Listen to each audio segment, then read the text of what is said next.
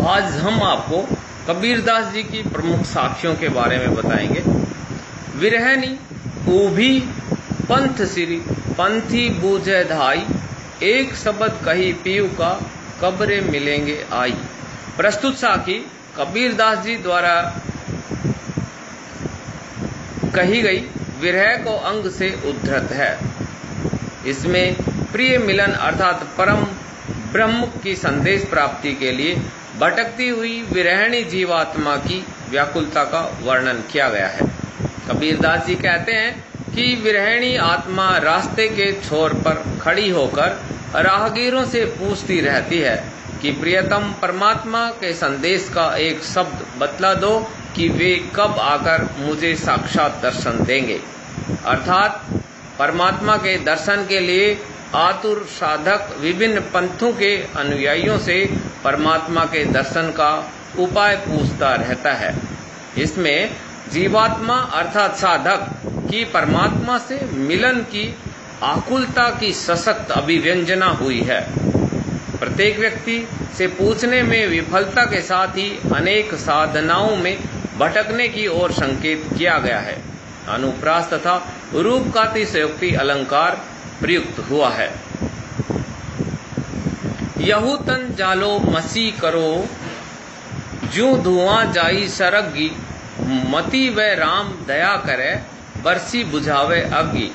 प्रस्तुत साखी कबीर द्वारा कही गई विरह को अंग शीर्षक साखियों से उद्धृत है। इसमें प्रियतम परमात्मा की विरह वेदना में शरीर को जला डालने की अभिलाषा का वर्णन किया गया है। कबीरदास जी कहते हैं कि मेरे लिए ईश्वर का विरह इतना असह्य हो गया है कि मन में आता है कि इस शरीर को जलाकर स्याही अर्थात काली राख कर दूं ताकि इसका धुआं स्वर्ग तक पहुंच सके। उस दशा में मेरे विरह दाह का आभास पाकर हो सकता है कि राम कृपालु हो उठे और विरह की अग्नि को बुझाने के लिए प्रेम जल की बारिश कर दें। इसमें वह राम में व्यंग्यार्थ निहित है कि वे भगवान सदा अपने भक्तों पर कृपा करते आए हैं, अब भी करेंगे ही। इसमें सामाजिक आस्था का भाव है। अगाध प्रेमा भक्ति के द्वारा आराध्य को चुनौती दी गई है। इसमें भी प्रलंब श्रृंगार है। पूत प्यारो पिता को गोहनी लागा धाई, लोभ मिठाई हाथ दे आपन गयो भुलाई। प्रस्तुत साखी कबीर द्वारा कही गई विरह को अंग शीर्षक साखियों से उद्धृत है। इसमें जीवात्मा की सांसारिक आसक्ति आदि का रहस्यात्मक चित्रण हुआ है। कबीरदास जी कहते हैं कि पुत्र पिता को प्रिय लगता है, इस कारण प्रिय पुत्र दौड़कर पिता के साथ हो लिया। पिता ने लोभ रूपी मिठाई उसके हाथ में दे दी। वह बालक उसी में रमकर अपने आप को अथवा अपने आप में ही भूल गया और इसमें पिता का साथ छूट गया। इसमें जीवात्मा को पुत्र और परमात्मा को पिता बताकर उनके संबंध में कहा गया है कि जीवात्मा सांसारिक आसक्ति में रम जाती है, इस कारण परमात्मा से उसका साथ छूट जाता है। फिर भी वह परमात्मा को प्राप्त करने की आशंका रखकर सचेष्ट है। इसमें पिता पुत्र के संबंध की रहस्यवादी अभिव्यक्ति हुई है। वैसे लोक में बालक के हाथ में मिठाई देकर पिता जैसे उसके मन को बहलाता है, वही स्थिति परमात्मा की भी है, क्योंकि उसके द्वारा सृजित सांसारिक आसक्ति में जीव रम जाता है।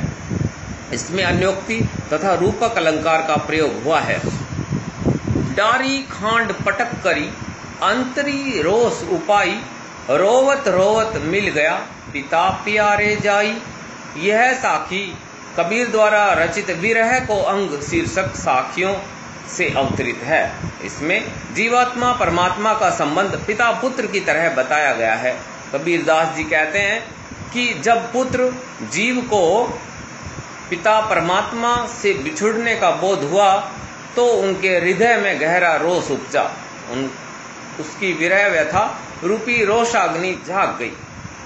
तब उसने विषय वासनाओं की आसक्ति रूपी मिठाई को पटक दिया और रोते रोते अपने प्रिय पिता अर्थात परमात्मा के पास जाकर उसी से मिल गया, उसी में लीन हो गया। इसमें आत्मा और परमात्मा के संबंध को परस्पर प्यार से संबंधित बताकर आध्यात्मिक और हठ योग की रहस्यवादी अभिव्यक्ति हुई है। प्रतीक योजना रहस्यवादी साधना के अनुरूप है। पुनरुक्ति प्रकाश और रूप का अतिशयोक्ति अलंकार है।